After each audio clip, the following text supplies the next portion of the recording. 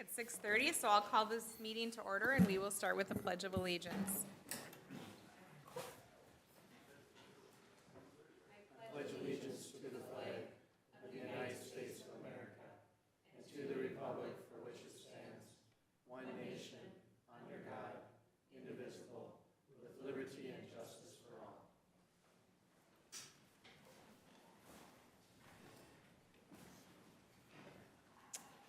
Now we'll move on to roll call. Mayor Kratzky, I'm here. Moko. Present. Groko. Present. Hufal. Present. Padilla. Present. And Eckert. Here. Before we consider tonight's agenda, we just want to take a moment to recognize Chad, who has served our city for 16 years on the council.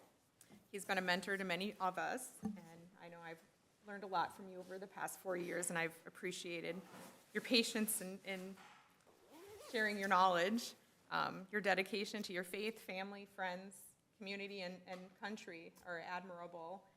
And we've just all been blessed to serve with you, some of us longer than others. You can make me cry. We just appreciate you, so we want to recognize you with a certificate. Thank you. And a gift. And if any other council members or staff want to share a few words, go ahead. Well, thank you, Mayor. I appreciate it. Well, we appreciate you and everything you've done. All good. It was all good. Thanks.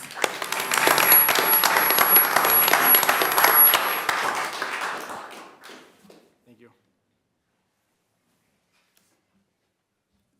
Okay, now before we, tonight's agenda, we have a couple minor changes. Under the consent agenda, 6D, we're going to add the certification of fourth quarter unpaid utility bills, and I believe you all have the handout at your table. And then, Adding that to the. yeah, we're adding that to the consent agenda. And that's the only other change. I think we have some changes with items on the agenda, but Steve will explain those when we get to them. So unless there's anything else, I'll take a motion to consider tonight's agenda. So moved. We have a motion from Eker. Do we have a second? Second. Seconded by Kufal. Any further discussion or changes? All in favor say aye. Aye. Opposed? Motion carried. Any comments, updates, concerns from citizens? Any updates from council members? Oh, did you guys want to say something? Okay. And any updates from city staff? Just a friendly reminder, we have our holiday party coming up in December here, and if you haven't RSVP'd yet, try to get that done by Thursday, or is it next week? Friday, excuse me, Okay. this Friday. Sounds good. Okay, then we'll move on to the consent agenda and take a motion to approve it with the one addition we had. So moved. We have a motion from Eker. Do we have a second? Seconded. Seconded by Groko. Any discussion about the consent agenda? Hearing none, all in favor say aye. Aye. Opposed? Motion carried. We'll come back to our public hearing at 7. Communication requests and petitions. The first thing we have, Police Officer Kniefel with his DUI All-Star Honorable Mention Award. So we'll, Just say a few words. sure. Can't top you for what you did for Chad there, but yeah, as you all know, Officer Kniefel has worked here now for a couple years. He's very aggressive in traffic enforcement, does a phenomenal job with DUI arrests, and for the second year in a row now, he's gotten so many DUIs that he's getting recognized and getting an award. So tonight, we have Scott McConkey here tonight. He's the traffic liaison for law enforcement for the Office of Traffic and Safety, and he's a former lieutenant with the State Patrol, and he was actually worked in this area here. So I'll let Scott take over and give a few words. Well, thanks once again for allowing me to come before this group. You have a lot of always important business, so when I don't take lightly, you give me some of your time. It's very rewarding for me to come here and recognize somebody that has such a concern for the community and works hard to keep it safe. I'll start with your chief. It's obvious to me he cares a lot about this community. And he also cares a lot about the cops that are here to protect this community. And Officer Kniefel, he speaks to me often about how proud he is of you and your dedicated efforts to keep the community safe. So that's why I'm here. The neat thing about this, we initiated this opportunity at our Office of Traffic Safety, but the award is picked by their supervisor. And so that comes, I think, even more highly when you realize your community, your boss cares about you and recognizes your efforts. So to me, it's just trivial that I'm here. What's important is that you are here and that he knows his community supports and appreciates those efforts. A lot of times what we do isn't always on people's top order of things saying thank you.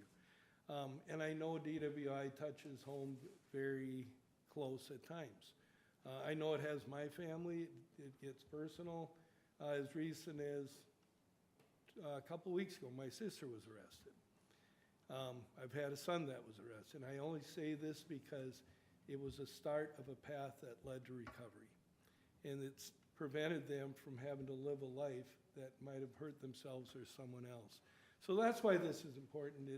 It keeps your community safe and raises the quality of your community when people know they can come here and feel secure and safe and protected. So having rambled on too long, Officer, once again, the state of Minnesota recognized you as a DWI All-Star. Thank you, sir. Thank you, appreciate it. And there you go. That's a little kind of going with the athletic theme. In fact, I'll read it. Sure. Something you can hang on the wall. Some people put it on the golf cart, I guess, but it's a little tall, and it says 2024 DWI All-Star, saving lives one stop at a time. So thank you. And thank you for giving me your time.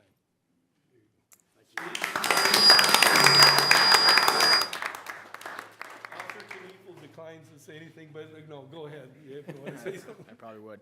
I just wanted to say thank you to the city, thank you to the chief for nominating me for this.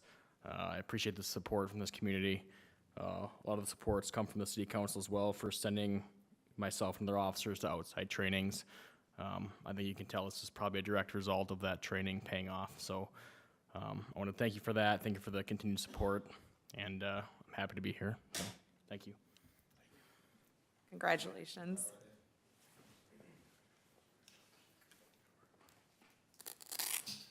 Okay.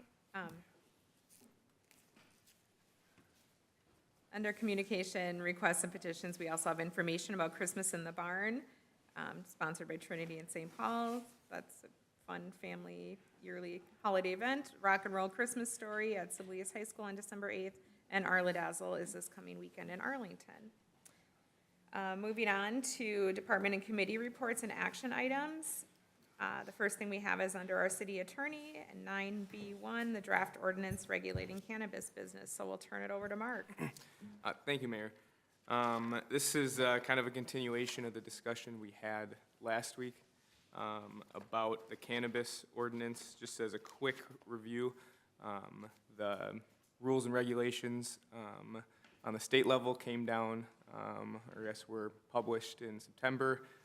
Sibley County recently published their cannabis ordinance, and so now the city, kind of at the last hour, but nonetheless, is kind of in the position where we need to decide if city wants to handle the licensing, the local registration component, or if we want to delegate that to the county to do that.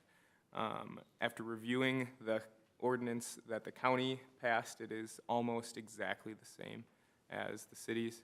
The same mandated reporting requirement, or excuse me, mandated straw buyer, sending an underage buyer in to see if these establishments are selling correctly. The hours of operations, the buffer areas, basically the same licensing process to go through. So in terms of the function of the ordinance, I think you're going to see a lot of continuity between the county is going to be doing potentially for the city and what we would be doing if we passed our own ordinance. They're both based on the state's model ordinance. So in that respect, the conversation kind of revolved at the last meeting around, do we want to retain the licensing, the local registration component to give the city kind of an additional enforcement mechanism, that if there is a problem retailer in the community, that the city can kind of be the boots on the ground and out in front, rather than having to wait for the county or the state to do the enforcement actions. So that is really the upside of adopting our own ordinance and doing the registration in-house, is that we have a little bit more discretion and a little bit more decision-making in terms of how we approach the enforcement if there is a problem actor in the community. One added wrinkle, and I'm sorry I didn't think of this in the meeting, but we do have the ability to pass emergency ordinances. And this is probably a textbook case of passing an emergency ordinance. We'd have to go through the steps of essentially ratifying it into a normal ordinance with the public hearing and the 2 readings. But we don't have that luxury because of the time crunch we're under, and the city's ordinance allows us to do emergency ordinance, or excuse me, the charter allows emergency ordinances where it's necessary to protect essentially the community's health and safety, and I think this fits nicely into that definition. So that would be my recommendation. If the council wants to follow through on passing an ordinance, that would leave the licensing on the city level. The one caveat is that at least 4 council members have to vote in favor of it, so it's a higher threshold than a normal ordinance. If the council wants to go the direction of delegating the licensing to the county, we would pass a resolution, and there's a copy of that in the packet. So that's a very simple thing that would just be a normal resolution. So I can answer any questions and open up the floor if anybody wants to add any input or thoughts in after reviewing kind of the updates and changes that we've made.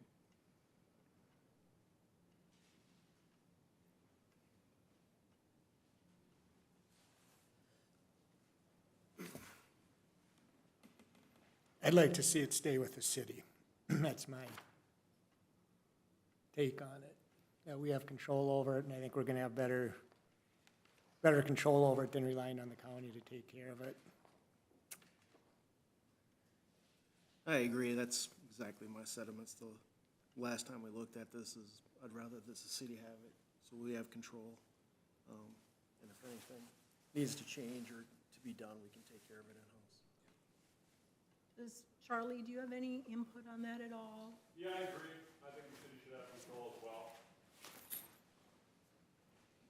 Kind of share my thoughts with a few people over time, but that's my hope too, that the city maintain control of that.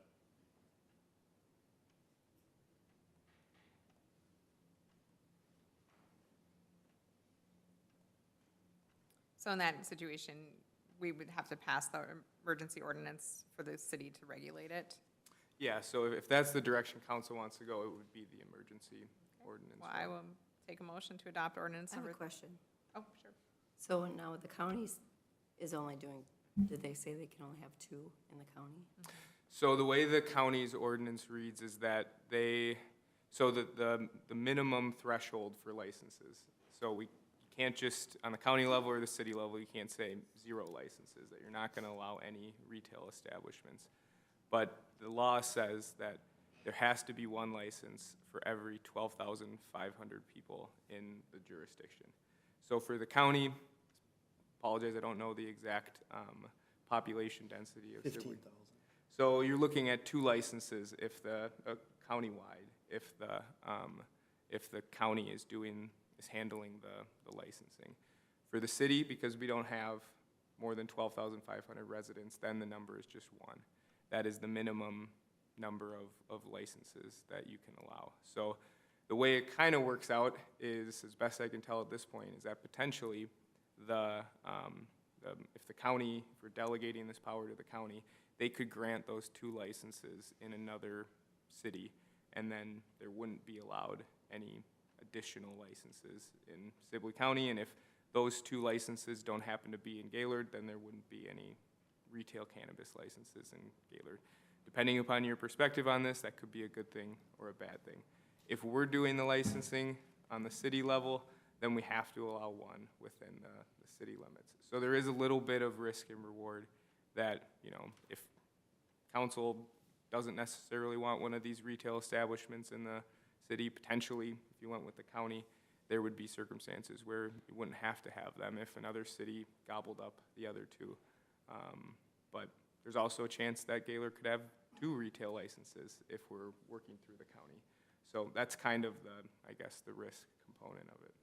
So even though the county only is gonna, are they gonna just allow 2? Did Yep, sorry, that is how their ordinance Okay. reads. They've gone the minimum, they- just okay, like our okay, license okay, would read. Okay, but, and if Gaylord decides to have 1, do we take that, or will they still have 2 licenses to give out in the county, or does Gaylord's count as 1? So if we have our own ordinance, our 1 license in Gaylord would count against our ordinance. And if, you know, the 2 licenses that the county would get then could get utilized elsewhere in the cities, but they don't. You know, Gaylord's 1 license, if we're acting under our ordinance, doesn't take away from what's allowed under the county's licensing and vice versa. Okay, just wanna make sure. I think Scott was not at our last meeting, but I felt like we pretty much had consensus of the direction we're headed anyway, so, correct? I think so. Any other questions? Otherwise, I'll look for a motion to adopt ordinance number 372, an emergency ordinance of the city of Gaylord to regulate cannabis So moved. businesses. We have a motion from Eker. Do we have a second? Second. Seconded by Kufal. Any further discussion? All in favor, say I aye. should, sorry, Oh, go ahead. just probably do a roll call on this so we can document that we had the 4-vote threshold. Okay, And Mark, this is, we still have to come back and go through our normal ordinance process? Correct, yeah. So at the next meeting, we'll be starting the process of passing this in the ordinary course. we'll start with you, Lynn Grocco. I'm in favor. Padilla? Aye. Mokel? Aye. Eker? Aye. Kufal? Okay, motion carried. Anything else on that, Mark? Got nothing else on that. Thank you. Okay, anything else for us? Then we'll move on to Public Works Department, and Ty wants to talk with us about inflow and infiltration project updates, and then a few other updates. Good evening. I just wanted to update the council, how we're doing on the I&I inspections. I believe they've either finished or really close to finishing jetting and televising the mains. So once they're done with that, they'll come back and start televising services. They wanted to get all the mains clean and get those all televised before they come back and start doing individual services. So I believe they're either really close to being done or they finished it. They were trying to beat the cold because the jetters don't work very well when it's that cold out. So just to give you an update there. The only other thing I wanted to update you on, and Jolene and I have been discussing this for a while, our emergency alert system is gonna end at the end of the year. So that system that we use, that company was bought out by another company, and there are other products for that company that are, it's basically a billing software system that we don't wanna have anything to do with, but now they're bundling all that together, so we won't be able to get it individually. Arlington went through the same thing. They already got a different system, but we're trying to find something that's simple and not very expensive, because the one we did have was pretty cheap, so as far as cost. So we're trying to find something relatively comparable without, we don't need all the bells and whistles. So just to give you a heads up on that, we'll come, as soon as we find something, we'll bring it to council. So that's all I have. Thank you, Ty. Yep. Nothing else for police department or ambulance, fire department. We have Chief Rose and Assistant Chief here to speak with us tonight. Evening, council. Good evening. It's been a while since I've been here, which is good. We can start off on the first thing, the emergency medical response training, which is EMR training. You guys read the RCA there, and just to let you know, and Tony may be aware of this, but basically between us and Glencoe, we're about the only two towns in the area that don't do this for fire departments, okay? And basically, I think it's the lowest grade, ain't it? As far as any medical training, okay? And basically, we'd just be helping the ambulance and stuff just as we are. Our calls will not go up because of this. We're not gonna carry no medicines or anything of that nature. It's kind of basically better to train us to be more helpful at scenes and stuff of that nature. And at this point, we got 6 members that are willing to do it, that are already on our staff. And we already have 2 members, which one of them here is Andrew and the other one is Roberto. So we'd end up having a total of 6. And then that would be EMR trained. And the financial part of it is fully reimbursed through our training dollars that we get through the state every year. And I think, I'd have to look, but I'm pretty close on this. I think we're getting like $6,600, which has got to be used up by June 30th. To put these 6 through comes out to $4,770, so that'd be fully covered at no expense here to the city. Andrew, you got anything you want to add to that? Or? Just to add, I mean, some of the things that they'll be taught will be spinal immobilization, stopping bleeding, CPR, just basic life support skills that, like Justin said, so we can better assist our EMS team when they need it, so. Then moving forward, it would be something we'd want all new members to do. I know, Andrew, you had the schedule there. Yeah. What is it, 40, what are the hours? So the hours are between 40 and 50, I'm not exactly sure, but it's a total of 9 weeks. I think they'll meet, from when I went through it and from what I understood, it'll be 2 nights a week, 3 to 4 hours each night, and then they have a weekend or 2 where they will do hands-on skills, so. Questions, concerns? Yeah, I think it's great that you have volunteers that are signing up for this. You guys always are at calls, helping out with traffic and doing whatever you can to help. So I just think it's an amazing opportunity if you can get those people through to also help out with that medical end, because when you have multiple casualties and one ambulance team there and there's the police are trying to figure out the scene, it's just an amazing deal. So I'm glad those guys stepped up, or you guys are taking on this additional responsibility. Be nice to get the whole department. Sure. Well, that's the process, and when we brought it up at our last meeting, I just left it optional for everybody that's there. Yeah. You know, so, and just to give you guys an idea, I went through our calls for this year, which we are up high this year. So far in 2024, we've had 13 lift assists alone with the ambulance. They all vary a little bit. You know, auto accidents, I got them here somewhere too. We got four or five of them, so I mean, it's something that'll come in handy for us. And the other thing too that I hope we can gain is maybe a few of these members will be interested in helping our EMS crew, signing up for some hours, which we're pretty short-staffed at times, so cross our fingers we can gain a little bit there. Not to mention, just they're in our community. Absolutely. And if you see stuff happen all the time, Yeah. they'll be able to help out. Right. So that's great. I agree with what Tony said. An added bonus, we're gonna beat Glencoe yet, so we got. We gotta stay ahead of them. Yeah. Yeah. So I guess if you give us the blessing to do this, it's something that myself and Andrew will get organized so we can get our members that want to do this all set up for classes and Sounds great. So we Good need a going. motion to approve Gaylord Fire Department members attending emergency medical response training and to require all new future members to the department to take EMR training course. So moved. We have a motion from Eker. Do we have a second? Seconded by Groko. Any further discussion? All in favor, say aye. Aye. Opposed? And I abstain. Yep. Kufal abstains. Motion carried. thank you. We've got 6 minutes before our public hearing, so we can start our discussion on 9F2, the resolution number 2024-36, the para pension increase. PPRA. Yes, what we've done is we've been in pair for 3 years and we've done a little looking into this. And Steve, feel free to stop me at any time here.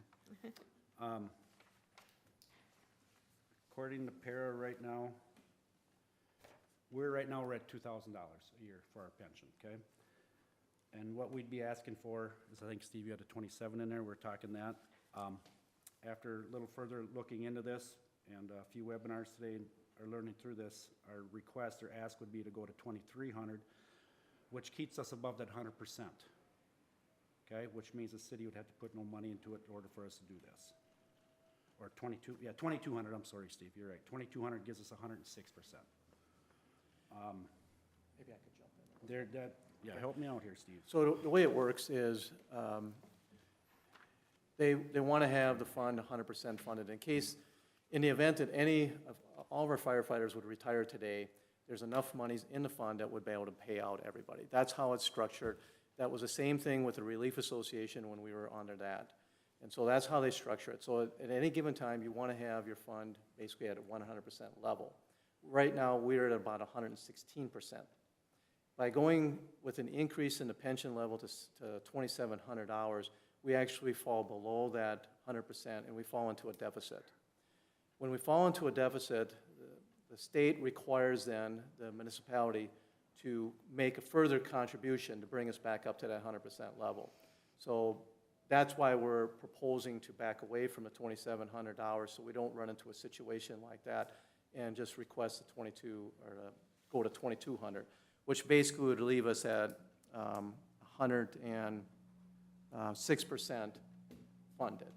So we're still above that 100% threshold. Gives us a little bit of a cushion because part of what the fund is funded by, it's state aid, it's the city's contribution, and interest on the current fund balance. The interest is kind of the unknown. We don't know how much interest you're going to make from year to year. So it can have some bearing on where you're at. The benefit level, the amount of benefit keeps going up each year because every service year that they put in, they're getting they get an extra, whatever the pension is. In this case, right now, it's $2,000. So actually, the liability goes up each year because of their service levels. And so for that reason, we're proposing to go down to the 2,200 versus the 2,700. And then for future reference, we'd like to take a look at this, first of all, with the fire department, and they would ultimately make a recommendation that maybe we'd like to stay at a certain level at any given time. That way we don't run into a situation where maybe the city would have to make a further contribution above and beyond the 5,200 that we currently do.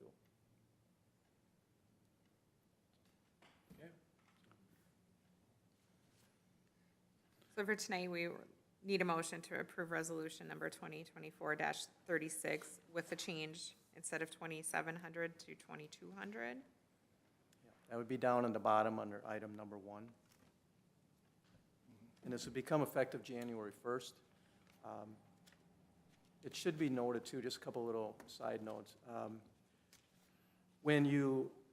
Whatever level the pension's at, if you increase it, say, to $2,200, you cannot go backwards. You cannot reduce it down at any given time. So once you're at that level, you have to stay at that level. Also, if the city makes a contribution, any contributions the city makes stays in the fund. No matter what level the percentage the fund is at, say it's 150% funded, you still can't withdraw that monies. Once they're contributed to the pension, they stay there. So just a couple footnotes. Okay. I'll make that motion. So we have a motion by Padilla, seconded by Eker. Any further discussion, questions, comments? Hearing none, all in favor say aye. Aye. Opposed? I abstain. And Kufal abstained. Motion carried. Thank you both very much. Thank you for your support. Thank you. Okay, it's about 7 o'clock, so we'll start our public hearings, I should say. The first one is the 7A on the agenda on page 20 of our packet, the 2025 Truth and Taxation hearing. So I will have Steve open it up. Okay. Well, I'll take this opportunity to say that I've had an opportunity to work with Chad for over 3 years now. And during that time, there's really been only one criticism that he's given me, and that's the times when I get a little winded on my presentations. And so, in the spirit of that, I'll try to keep it short tonight. It's true. So Lori, if you could switch it over, please. So this tonight is our truth and taxation hearing. We're required by law to hold this hearing. We're a city that's over 500 population, and that's the trigger. So I'm just going to move ahead here. Try to. Okay. All right, so the truth and taxation process, this is basically an opportunity for the public to come in and ask any questions or make any comments on the proposed property tax levy and budget for 2025 in this case. So part of this is also to encourage the public participation in the property tax system, to inform citizens of how the property taxes are determined, to encourage public input in the budget process, and also to encourage citizens to become more involved as far as the spending of the city, excuse me. As far as the budget components, we have our general fund and we have our enterprise funds. Enterprise funds, it's kind of simple. It's water, sewer, refuse, and storm sewer. And the general fund is basically everything else. As far as our budget structure in the general fund, property taxes and state aid or local government aid, those are the two primary revenue sources that the city has. Almost 80%, about 80% of our revenue sources come from property taxes and state aid. And they fund our administration, public safety, streets, the aquatic center, parks, library, professional services, buildings, planning and zoning, and economic development. For 2025, we're proposing a property tax levy increase of 6.9% or $131,370. This is exactly the same amount that was approved by the council back in September as the preliminary property tax levy. And so we're proposing this to be the final levy as well.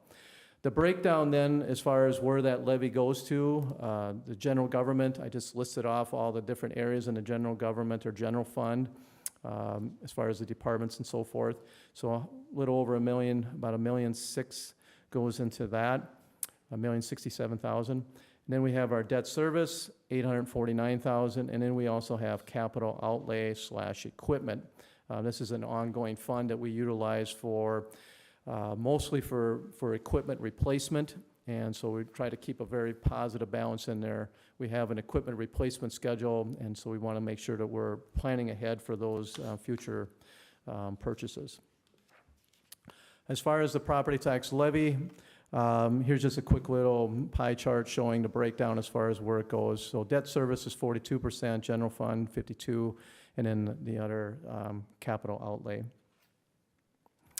I put in this sample property tax statement. All property owners should have gotten their preliminary statements here recently, and so that's what this is. The one thing I want to bring to your attention is up here at the top is the exclusion. It's referred to as the homestead market value exclusion. This was established back in 2011. And since then, they have not made any changes to the value of a property. This is just for homestead property now. So basically, single-family homes that are not being rented out per se for a fee. And so on your property tax statement, it'll show there, based on the value of your property that the county assessor sets on it, how much of that value is being excluded from being taxed. So basically, depending again on your value, but they increased the level, I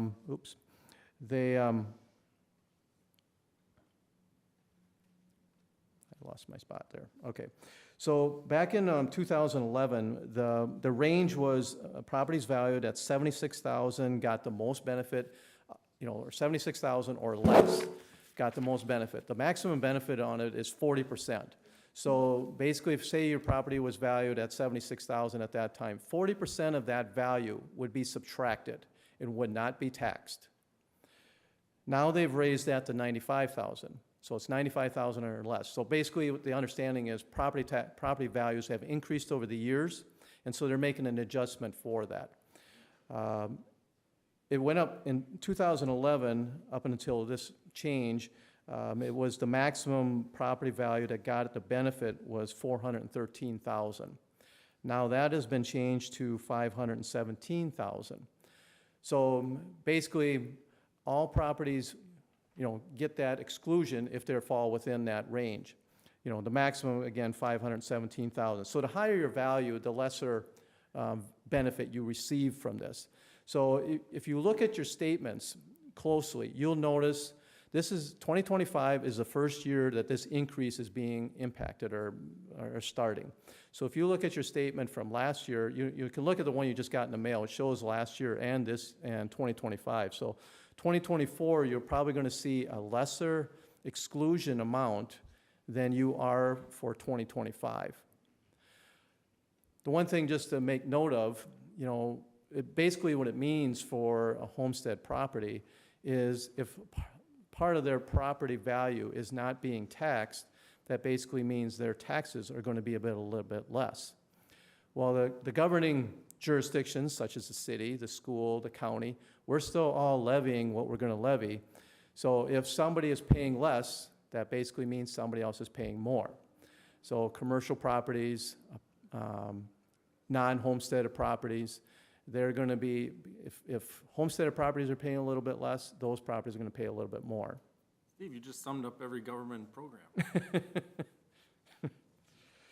So hopefully that made some sense, but that's kind of an important factor when you're looking at your statements and knowing what your property taxes are. As far as revenues, so this is this is a pie chart as far as how our revenues, this is our general fund, we're budgeting about $2.6 million, and this is just a breakdown as where they go. What we're receiving as far as our revenue sources. So we have, again, the tax levy and local government aid are majority of our revenue sources. These are just some noteworthy items that as far from a revenues, a general fund revenues is concerned. Local government aid is a big factor for us because, again, it represents about 40% of our revenue in the general fund. For next year, at this point in time, the state is not proposing any changes. We're always on the lookout for any change where it's going to reduce our aid. And at this point in time, there has been no discussion as such.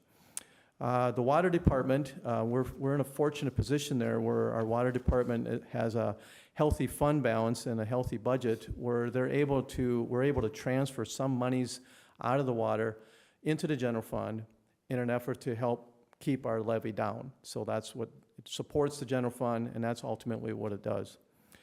Our debt service funds, utilizing fund balances to reduce levy increases. We're in a healthy position there where we're actually able to use some of our reserves in our debt service funds to pay for our debt obligations in a given year, which basically, again, helps us to keep our levy down. And so that's a really great position to be in.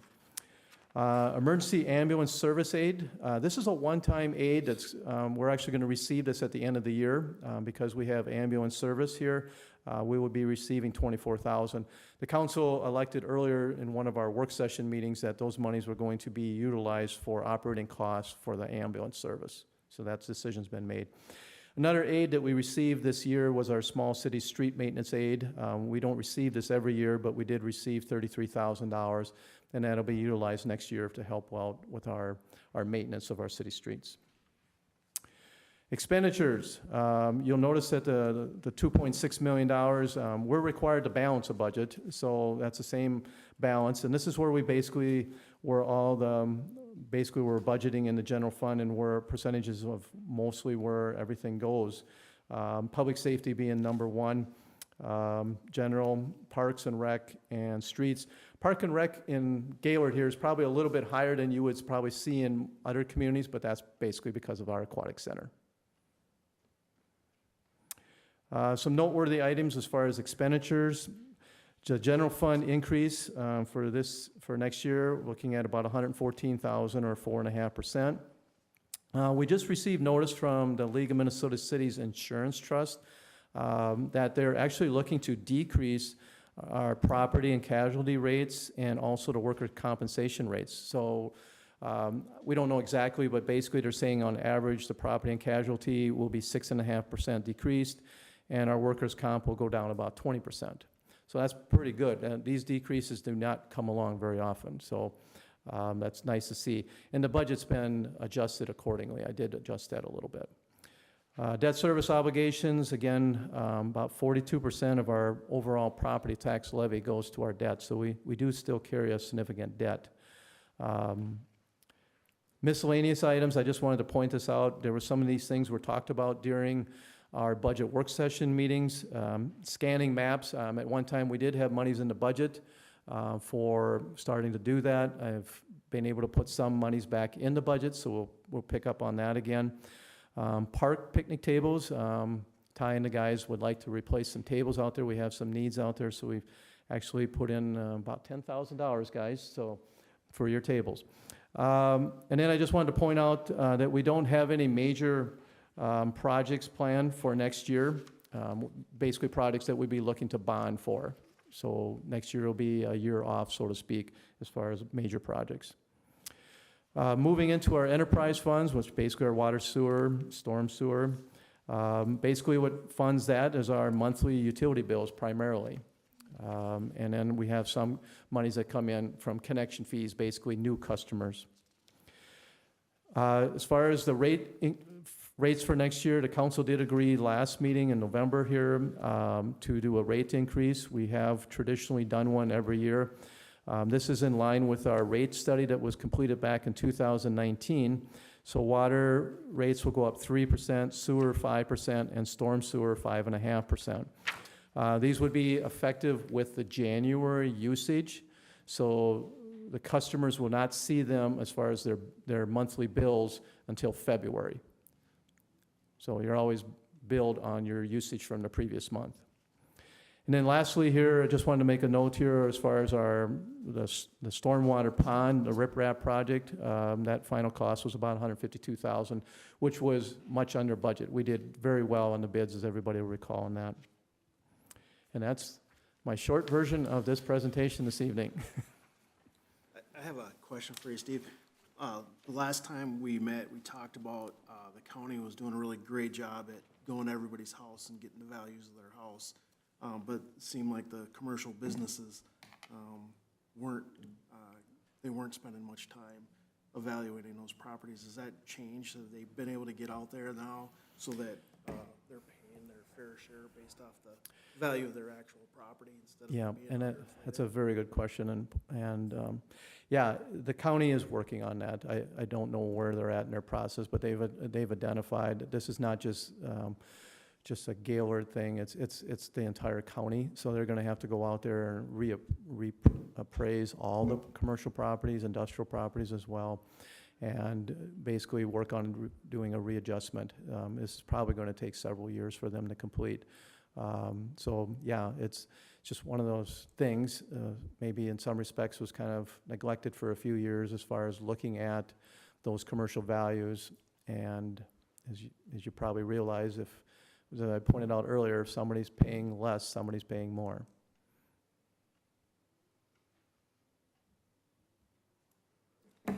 Well, thank you for doing that. It makes a lot of sense. Any other questions? Council? Anyone from the public that wants to comment? Okay, then I'll take a motion to close the public hearing. So move. Second. A motion from Kufal, seconded by Eker. If there's no further discussion, all in favor, aye. Aye. Opposed? Motion carried. Okay, just want to move right into our second one. 7B is ordinance number 371, an ordinance amending sections 54.171 prohibiting discharges into the sanitary sewer system. So I will open the public hearing, and you're going to present on this too, Steve? Yeah, I wasn't planning on going into a lot of detail because we've had a couple meetings where Sure. we've talked about this already, but in your packet is ordinance number 371. The proposed changes or additions are underlined, and anything to be deleted has been crossed out. So I guess I'll open up to any questions, but basically we're just This is in line with our I&I, or inflow and infiltration. That's where this arose from. Mark basically drafted this. The council did make some changes, and those changes have been inputted into this proposed ordinance. Yeah, I feel like we went over this pretty thoroughly at our last meeting. Any questions for Steve or Mark?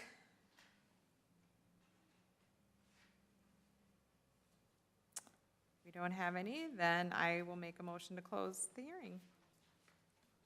Or, I'm sorry, I'll take a motion to close the hearing. Stop laughing at me, Mark. I'll make that motion. We have a motion from Moco, seconded by Eker. Any further discussion? All in favor, say aye. Aye. Opposed? Hearing is closed. Then we can move forward onto our agenda.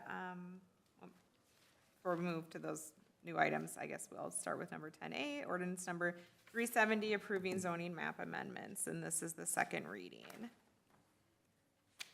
Just let me get there on my agenda. So we just need a motion to adopt ordinance number 370, an ordinance amending the City of Gaylord zoning map. Does anyone want to make that motion? I'll make that motion. Second. Motion from Moco, seconded by Eker. Any discussion? All in favor, say aye. Aye. Opposed? Motion carried. Now we need a motion to approve the summary of ordinance number 370 and its publication. So moved. A motion from Kufal, seconded by Groko. Any further discussion? All in favor, say aye. Aye. Opposed? Motion carried. Now we can move on to resolution number 2024-37, to adopt our 2025 final property tax levy. I'll make a motion to approve. A motion from Moco. Do we have a second? Second. Seconded by Padilla. Any further discussion, questions? All in favor, say aye. Aye. Opposed? Motion carried. Moving on to 11B, we have resolution number 2024-38, a resolution adopting the 2025 final budget. I'll make a motion to approve. Second. Motion from Padilla, seconded by Moco. Any further questions, discussion? All in favor, say aye. Aye. Opposed? Motion carried. Next is our 2024 through 2029 financial plan. And I will turn that over to Steve. So you'll recall back in October, we had a representative from Abdo, our auditor, give a presentation on the draft at that particular time. So this is an updated based on our budget here and property tax levy, and also the rate increase in the utilities. Those things have been incorporated now into this plan as well. So this is the final version or final plan. Again, this is an updated plan. We've been doing these now. I think this is the third year now that we've had a financial plan. So this is the final version, and this is what we're proposing. Okay. I think these plans are very helpful, so I'm glad we're doing them. So tonight, we just need a motion to adopt the 2024 through 2029 financial plan. So moved.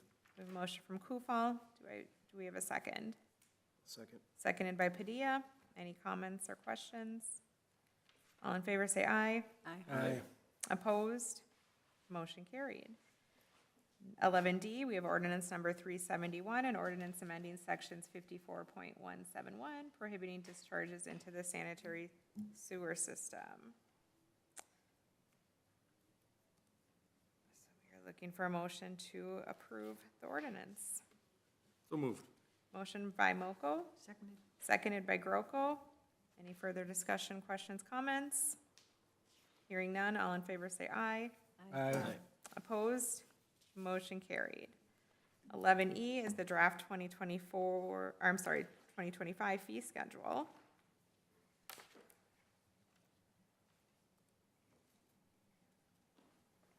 I know, I have to get to page 145. So the rates have been adjusted as we discussed previously, so tonight we just need to consent to the fee schedule amendments. Can I just interject with one thing? Sure. I apologize for not noticing this, but given that we've adopted the cannabis ordinance now on an emergency basis, we need a license fee in the Oh. fee schedule. So Good I catch. apologize that didn't get put in here, but the ordinance says $500 is essentially what we can charge. So that would be my recommendation to include in there. That's max. The first year, right? That's max the first It's year. $500 or half the state registration fee. So, Whichever's cheaper. yeah. What's this cannabinoid annual license fee that's already in here for $200? So that's for the hemp, The hemp, the low okay. dosage THC, which is Your garden separate. variety gummy bears. Yeah, it is your garden varieties. So, but technically they're under separate ordinances. So that is something that we could consider as we're sort of ratifying our emergency ordinance, is lumping the two into the same ordinance. But I think for the first year at least, while we're all trying to get this off the ground, we just put them in there separately and we can fix it down the road. Okay, so tonight we just need to consent to it and we'll consider adopting it at the January meeting, is that correct? Yes. Okay, Yep. so do we have consensus with the or with the change that Mark mentioned? Yes. Okay, we have consensus. I have a question, Steve. You chopped off the animal pickup fee? Charlie brought it to my attention, we didn't know what it was for, Okay. and that's why we agreed to So probably that's, remove it. isn't that for if you have to take a dog to the kennel? I don't know. Take a dog to the kennel or an animal to the kennel? The kennel doesn't even take them anymore. Like, we can't take it to Brown County Humane Society, like, if we can't find the owner, it's kind of a crapshoot is what we're gonna do with it. But yeah, we didn't necessarily know what that fee was, and it's like, it seemed kind of high too, but that's why we took it off of there. I think there was something else in there as far as another fee for like people that would come and pick up their dog, that Steve and I had found, so. If my memory serves me correct. Animal boarding fee, Is that what it was? Yeah. Animal boarding fee, yeah. I think the pickup fee is because the vet used to be in Given, so you had to take time to drive over there, drop the dog off, to come back. Yeah, so I don't know what would happen now, but I just had a question because I saw it was cut off.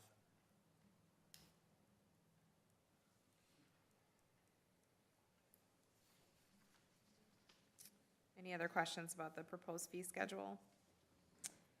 the couple of these that were added, the mobile food vending truck trailer annual fee, I mean, that's something new. We've actually never had it in our zoning code that we allowed them, and so now that we've got that, that's where this is being triggered from. Actually, we've had one food truck that did get licensed right after we got our zoning change, our zoning code was changed. And since we didn't have a fee established, I didn't charge them any kind of fee. So I just arbitrarily, there's really no, I just picked out $100 for an annual fee and $25 for an event. And there's really nothing significant. I just established, or just proposing a fee, that's all it is. Those trucks are all governed by somebody to make sure that they're in compliance with health, safety kind of rules? They're still there, yeah, and we have it in our zoning code too, that they still have to get the appropriate state and county licensing. So that's on there. I'm just asking, like, the $100 fee for an entire year, what does that go to the city to cover? All the red tape. Is that a good price, $100? Well, that's what I'm saying. I just arbitrarily picked out that number. You wanna see it be zero? I mean, something like that?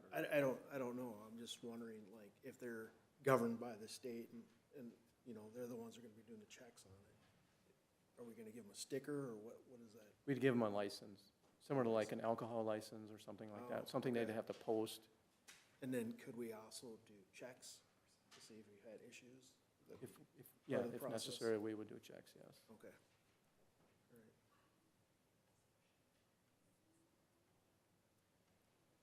How do you feel about that fee? I think that there's a potential that they could do more work, and so it seems fair. I am very supportive of our food trucks. We're lucky Yeah. to have so many based out of our community, so, Yeah. It's nice. yeah. Just a side comment. So what are you saying? I'm not really saying anything, I'm just glad we have them. Oh, I'm just okay. saying, I'm showing my appreciation. I agree with the mayor. We've got some really good food vendors, and we're very fortunate. Okay, If I may, Madam Mayor, I have one other item I just want to bring up. On the last page of that, there's a, under building permits, we haven't had a fee in there for somebody that has not obtained a building permit before starting a project. In the past, and this is not uncommon, I think it's somewhat common, is that the inspector will double the fee then if they didn't get a permit fee. So I talked to Mark about this because we actually had a situation come up recently where this happened. I thought we and- had that in there. I thought we had somewhere written down that if they don't get it, was that just planning and zoning and some of the sign permits and things? where- I looked, I didn't find fees. it anyway. We don't even have it, we don't have it in our contract, but with our building inspector, but it should be in our fee schedules where it should be. Okay. And so I wanted to make sure we got it in there because I don't know how, if we don't have it someplace, it's hard to justify charging a double fee on something. And one thing I've also been struggling with a little bit too, and Mark and I have had a pretty lengthy discussion about this, is, you know, what could be the maximum fee? You know, it could be quite, you know, a building permit can fee for, depending on the project, could be somewhat significant. And if you double that, then as a penalty, that's a pretty big penalty. Could be anyway, potentially. And so I just put in here that, you know. Well, the council would have discretion to, I mean, they could appeal it or come plead to the council. That's always an option, correct. But, you know, from a staff standpoint, we'd like to try to administer these things and get it done with, and without having to come to the council. But I just put in here, like, for, you know, especially for our base fees, you know, if somebody's doing a re-roof or something like that, that's like $61. That would be kind of an easy one, just to double the fine, or double the fee, excuse me. But, you know, some of these bigger ones, you know, I put in here up to $500 would be the max that we would charge them. Yeah, but I mean, if you're gonna build a $10 million feed mill and you don't come get a permit, that is, I mean. It's pretty significant, I agree. But I don't know where to, do you just double it though? I mean, in that example, that was several $1,000s. It's just the only teeth that the city has. And, you know, some of these small things aren't such a big deal. You double this, like you said, $61 permit or whatever, but somebody's doing a few $100,000 project and they don't start out by getting the right permits. I mean, that's a problem.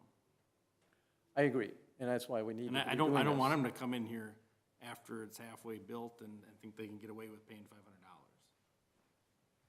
Because some people would operate that way. Well, that's why I'm bringing it up. I wanted to put it out there and see what your thoughts are and what you want to do. So you don't want the $500 max? I don't think that's enough either, if somebody's gonna start that big of a project. If it's a big project like that, that's, do we just say double the fee? Yeah, I'm more inclined to that, and because, you know, the roof, if it's $61, the contractor pays $120. Right, but if it's a massive project and they're not coming in here, that just doesn't make sense. I think it should stay at double the fee, and then let them, if they have an issue with that. Right, I mean, in extreme cases, the council can review. Okay.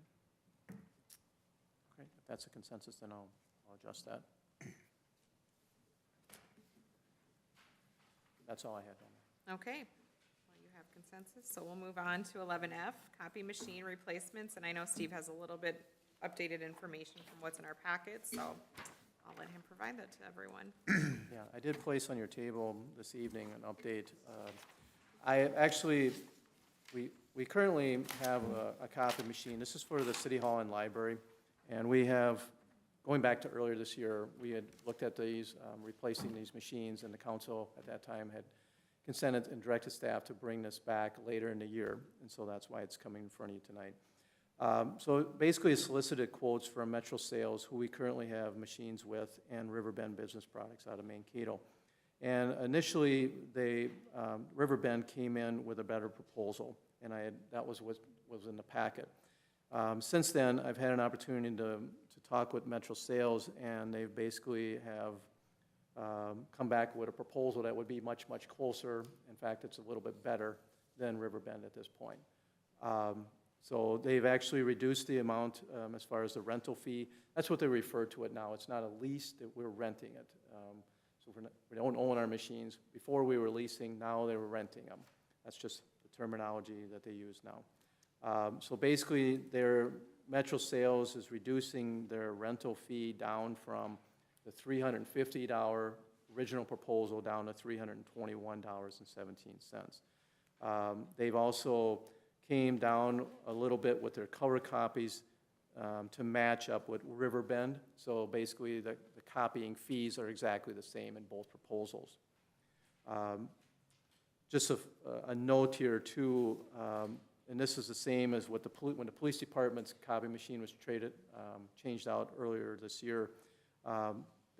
Metro Sales gives the first 3 months free, basically as far as the copying goes.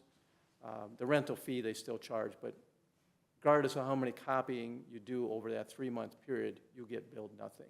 So that's a nice benefit. Riverbend is not proposing that. So taking that into consideration, and also, I guess let me back up. You know, the 2 machines we have at the library and the city hall, there would be if we switch carriers, there would be a freight charge for moving those machines and getting them back to Metro Sales. It'd be anywhere from $250 to $300 per machine. Riverbend does have this special offer right now, and I put this in the original. This was in the original proposal of $307.23 per month. Doing the calculations, long story short, if possible here, we actually come out by going with Metro Sales by about $200-300 more or better. It's very close. It's almost a break even. Yes. Steve, long story medium, but, yeah, nobody's gonna accuse you of not doing your due diligence on the copy machine. There's lots of information here, thank you. My question You is, killed it. why didn't Metro Sales give us that right away? It's like they didn't give their best offer right away. They're like trying to get the most, and now somebody beat us. Let's make it better here. I mean, They're a business. They're trying to I make know, the but- best.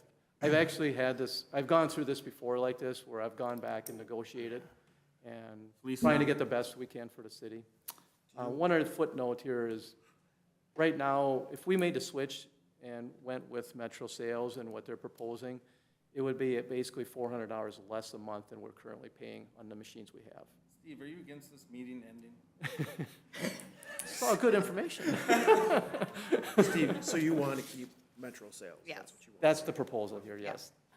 It's a better, we're actually doing better by staying with them. So we are looking for a motion to approve the quote from Metro Sales for new copy machines at the City Hall and Library. So moved. Sorry. I'll make that motion. Okay. Motion by Padilla and seconded by Groko. Any further discussion? All in favor say aye. Aye. Opposed? Motion carried. Any closing comments by council or staff? I had one, Mayor.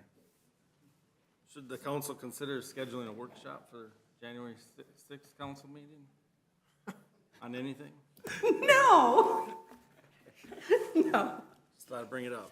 Oh, thanks, though. Okay, that's all I Thanks. And Before the start of the actual council meeting, had. Before, maybe, yeah. maybe. Still be there. that was a good group here, so nice being on the board with you guys, so appreciate it. yes, thank you for all your years on. Appreciate it. Thank you. And guess what? After 16 years of being on council with me, I'm going to let you close the meeting tonight. So you gotta let them make a motion. That's so generous. All right, a motion to adjourn. Second. From Moko to adjourn, seconded by Eker. All in favor say aye. Aye. Meeting adjourned. I thought that was pretty nice.